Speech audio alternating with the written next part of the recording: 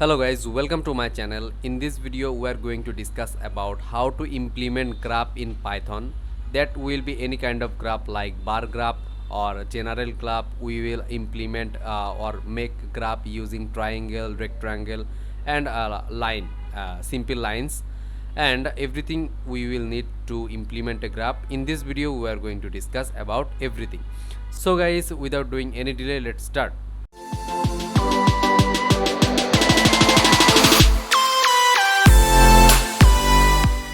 So first of all, what we have need to do, we will need to do just import the Matplotlib pyplot as plt. If zoom in, you can see I have firstly imported matplotlib.pyplot as plt, and if you are not using Jupyter notebook, that the codes are gonna be same, like you are using Visual Studio Code or PyCharm. You have to know how to import the modules actually. So I have made a video how to import modules in PyCharm. The video link is in the description, and also if you want to learn about NumPy, the link is in the description. And if you are using other IDE or code editor, you have to just watch a simple tutorial on YouTube how to import the modules actually. First of all, you can see we have a command like plt.plot, because we have imported matplotlib.pyplot as plt. Okay guys, so we have to use plt everywhere. And plt.plot, plot means we have to plot something, we have to make something, and in the plot we have made an array that is a one-dimensional array, and it has 4 columns, 1 row. You can see 1 row and 1 2 3 4 columns. Okay guys, this is all. And now if we run the plt.show, the code will run and we will get an graph. But we have some customized fonts like x-axis. We have made a title plt.title, that is graph, and we have plt.x label, that is x-axis, and plt.y label, that refers to y-axis. Okay guys, if I run this, you can simply go through the run button. It's taking time. That you can see our graph is ready. So we had how many value we had 1 2 3 4 value. We can see to implement a point in a graph we will need two values actually. One is for x-axis and the other is for y-axis, but in this case we have imported just only one value. So how they are taking the other value? So you can see the x value is defaulted, x value is going default like 0 to 1, 1 to 2 and 2 to 3, and this is the first point. So we are getting 1 2 3 4 points actually, and the given value by us is working on the y-axis. Okay guys, so if you not using 2D array or not giving one value, that that is automatically taking, that will automatically take the other value. Okay guys, and you can see we had used plt.title. You can see that title was graph, and here we have a title graph, and x-axis, y-axis. You can see x-axis, y-axis. Okay. I have to zoom out this. And now one more thing I want to show about this is x-axis default value is 1. I have already told this, and y-axis value is taken from the given value. So we have completed our first step. This is the basic syntax and basic code of for making a graph. Okay, so let's step forward. Okay guys, so we have written the code again. Import matplotlib.pyplot as plt, and you can see here we are taking two values. One is for x 1 2 3 and one is for 2 5 1. You have to remember that you can take x in x 4 value and in y 3 value, because the two value are must be same. Okay, so if you are taking 3 value in x, you have to take exactly 3 value in y. So here we have two array actually, and what we are doing, we are calling the plt.plot function, and in the plot function we are not passing these numbers that we had done previously. Okay, we are passing the reference of x and y variable, and in the variable we took some values, random values actually. And after that we are calling the function show to implement the graph. Now if you run this, you will see our graph is ready. Okay, one more thing I want to discuss about you. If you want to add some lines in the background, you can use this command plt.grid. Okay, let's comment out this line, and if you hit enter, that is shift plus enter in Jupyter actually, what has happened, we are not getting the lines, so there must be a little mistake maybe. Oh, what is the mistake? We have to call this function before it being displayed. Okay, this was the error. Now if I run it, you can see the lines in the background, so it is because plt.grid. Okay, now I want to customize this plt.grid. What we are going to do, we have to just simply copy and paste here, and in the plt.grid we don't need actually this line. We are passing true, that means it's true. We are taking the grids lines in the background we want to take, and we want the color as orange. You can see orange is a sweet color. Okay, now if I hit enter, shift plus enter in the Jupyter, you can see we are getting the orange colors in the background, so it's pretty awesome. And you can also use other color actually, that is I'm going to use red. You can see the color has been changed. So this was the second code, the basic code. What we have done, we have imported the Matplotlib, and then we have made simply two array actually. You can take one more values, and I want to take like 5. This depends on you actually. You can see we have 1 2 3 4 points actually, and this is disgusting type of shape. You have to import the logical points actually to make it beautiful. Okay, and you can change the color also. Now we want to step forward, what we have in the next step or next exercise. So you can see we have done the same thing. We have imported matplotlib.pyplot as plt, and we have taken 4 arrays. You can see 4 array. This is the array number 1 x1, and it has 4 elements actually, and this is the array number 2, and it has also 4 values, and we have the third, that is x2, and we have the fourth, that is y2. And then we have to use line. So this is not a syntax, this is a variable, and you can name it whatever you want. You can name it as x, y, z, and for the being it's convenience for using, or convenience to describe to you, that is why I am using line, or I am taking the variable as line. So in the line we are plotting the x1, y1, x2, y2. And what we are going to do next, plt dot step. This is the syntax, you have to remember this, plt dot step. In the step line, and what is this? In this 0, that is means the first index, the first line. Here you can see 4 value, and we know in the graph if we want to make a point, we will need 2 values actually. One is for x-axis, one is for y-axis. You can see one is for x-axis and one value is for y-axis to implement any dot or any point in graph. So these 2 value are used for the line num 1, and this x2 and y2, these 2 values are used for the line num 2. And you know array index starts with 0, that is why we have used line 0 and line 1. And that after that we have used the color Z for green, B for blue, and line white, that is the thickness of your line, this line actually, and I have taken at 3x. And we have simply used the plt.grid function for getting the background lines, and we have simply called the plt.show function for displaying.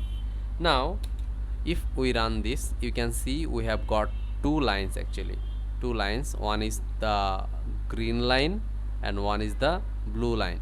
The green line is line number 0, that is means 1, and the blue line is line number 1 actually, that is mean line number 2. Okay, so this is how you can add simply line to your graph actually. So what you will need to do, you will need to make two specific array for each line, and then you have to import it into the any variable by using plt.plot, and in the function you will pass the x and y values, and then this is the customized fonts. You can remove this also, that doesn't matter, but you have to make these lines of codes if you want to customize it. Now this is all for this example, simple line printing, and we have to step forward. Okay guys, so let's move to the next example. So here we have to use on more modules of Python, that is NumPy. If you don't know about NumPy, you can check my tutorial, the link is in the description. I have described everything including every function of NumPy, and that is gonna be helpful for you. You can check that out. Okay guys, so we have imported NumPy as NP, and we have called a range function. If you don't know about a range, I am simply describing that we will take value from 1 to 9. 10 means 10 minus 1, that is gonna be 9. So we will take value 1 to 9, and the difference between one value to another will be 1. So this is the basic syntax of a range. In the list we use range, but in the NumPy we use a range. You can see a range. So we have called np.arange, and we have given the range actually. This is the value of x, and we have stored this value where? We have stored this value for x, and what we are doing in the next, we have called the power function, and we are squaring, we are doing square of x for getting the y value. So if the x value is 2, the y value will be 2 square, that means 4. Okay guys, now what we are going to do, we have to simply call the plt.plot, and in the plot we have to pass the x and y value actually, and we have simply called the show function for displaying the graph. Now if you shift plus enter or run this from here, simply you can see we have got the value, and the line is going upside because the y value is greater than x value, because if the x is 2, the y is gonna be 4, if the x is 3, the y is gonna be 9. So it's absolutely must be go upside because the y is greater than x. Okay, I hope you have understood these lines of code. If you have any confusion, you can comment down below. I will try to reply that. Okay guys, so in the next example we are using the previous modules or previous code, and just simply this is the benefits of using Jupyter Notebook. You can use the previous codes actually. So what we have done here, we have plotted these two array directly in the plt.plot function, and we have passed r, that is the color, and we have passed 0, that is not 0, that is o, that is o, not 0. So this o is stands for the shape of the every point, and we have displayed this graph. Now if we run it, you can see dots actually, because, and these dots are red because we have the color red, and we have the shape, and the shape is identified by o, that is the smaller o. Okay, this was another example guys, and what we are going to see next, okay, you can see we have made a variable, we have taken a variable t, and in the t we have called the arange function again, and the range will be 1 to 9, and the difference between 1 to 9, 1 to 9 not, every element will be 2. So you can easily identify that 10 divided by 2 will be 5 elements, so we will get 5 elements. And in the next, what we have done and what we are getting, you can see plt.plot, we have called the t value for x axis, and t double star, that means square, 2 because we are squaring, we are getting the square value of t, and the value is for y-axis. And simply we have given a syntax that is b for blue, that is actually for the color. And you can see a symbol here, it stands for triangle. Okay, and in the next we have done the same thing, and in this time we are implementing, or we are incrementing the value that is 2.5. That means t to the power 2.5 actually. And we have the color red, and s for square actually. And in the third line, what we are going to do, we want to t to the power 2.9 actually. And we have the color green, and we have double dash. Double dash, it's for the line will be separated. You can see if we run the code. So you can see the first value was blue. You can see triangle here, this symbol was for triangle actually. And the second value was red, and this was square shape, you can see that. And the third value was green, and we had double dash, that means this separated little dashes. Okay, if you remove this, now if you run this, you can see the difference, but I want that previous value actually. So guys, now if you use one more thing in your code, that is the plt.legend, legend, and we have to pass the variable we made. That means we have to pass the value actually. So if you do it, what you will going to see, you can see the value is appearing here. So this is a useful function actually, and I'll have to use this function. Okay, this was all the codes actually for this example. We have to move forward. So guys, in the next we are going to discuss about the bar graph. You know how looks bar graph? You can see after a little moment actually when we will run this code. So here you can see that we have created 1 2 array, and each array is taking 3 elements, and this is one dimensional array. But if we combine these two, that will be a 2-dimensional array. And we have 2 arrays here, x1 y1 x2 y2, like previously. And here we have implemented the bar graph. So for the bar graph, the syntax is plt.bar, and you have to pass the x and y value, that is x1 y1, and we have passed the color green. And in the for the second bar, we have passed these two actually for x and y value, and we have the color red. And we have the basic syntax, x label, y label. You can remove this also, that doesn't matter.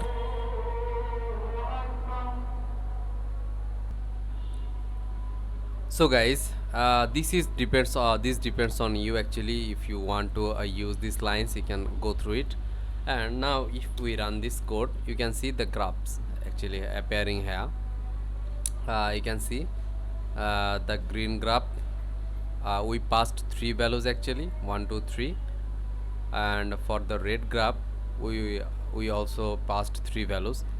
So this is how you can make graphs in Matplotlib, by using Matplotlib in Python. So let's move forward. And in this section, what we are going to, this code is a little bit difficult, so you have to pay attention more. So what we have done, we have called a range function, and the value will be between 0.01 to 2, and the difference between every value will be 0.01. Why we are taking so small values? Because we are using sine, the trigonometric functions, so that is why we will need a smaller value. So in the s1 variable, what we have done, np.sine 2 into np.pi into t. Here we have passed the little value, and we have multiplied it with the pi function, np.pi, that is means 3.146. You know about the pi function actually. And what we have done with the s2, in the s2 we have done the same thing. Now we have multiplied it with 4 actually. And you know, this s1 values are for the x-axis and these s2 values are for the y-axis. So we have to define a figure. If you want one figure, you can go through just only one figure, and if you want to take more than one figure, you will need to specify every figure. You will be able to identify how much figure you will need in the next. Okay, then what we have done. Okay, let me run this code and then I will explain to you, otherwise it will be hard for you to understand these codes. Okay guys, now you can see we have only one figure, that is not two figure, that is only one figure. Okay, and here what we have done, we have plt dot subplot. This is a subplot, you can see, and this is another subplot. Let me, okay, this is number one subplot and this is number two subplot. And what we have done, you can see we have passed 211. What does it mean 211? Here I have commented down these lines. 2 for the rows, you can see we have one row and two row. 1 for column, you can see we have one column, there is no other column actually here. And the last one identifies the first column. So in the figure 1, what we have done, we have created a subplot, and the subplot identify how we have how we can identify the subplot by this syntax 211. 2 for there will be two rows, 1 2 rows, there will be one column, only one column, and this subplot will identify the first row actually. And we have plotted this through t and s1. This is t for x-axis value, s1 is for y-axis value. I had told you, I told you a little bit wrong actually, but you can see that here we are passing t for the x-axis value and s1 for y-axis value, and the color is red. So we have done it same as this previous. So we have called the function plt.subplot, and 212 means we will have two row, 1 means one column, and the 2 identifies the second row actually. You can see here. And what we have done, we have called the t for the x-axis value, or 2 into s1, that is for y-axis value, but I have made a mistake here. I should call the s2. Now if we run it, you can see the graph has been changed a little bit. Okay, so this was all for the Matplotlib module, and this is how you can implement any type of graph like this bar graph actually. And the most important graph you can see here. Every type of graph you can implement after watching this tutorial actually, or yeah, you have to do a little bit research. If you want to implement everything, you have to watch one or two more tutorials, or you have to search in the Google, because one video can't make you perfect. But I think this video was helpful for you. So guys, if you want to learn more and want to learn machine learning, you can subscribe to my channel. You can support me by subscribe and like, comment, share. So this is all for this video. Thank you guys, thank you for watching.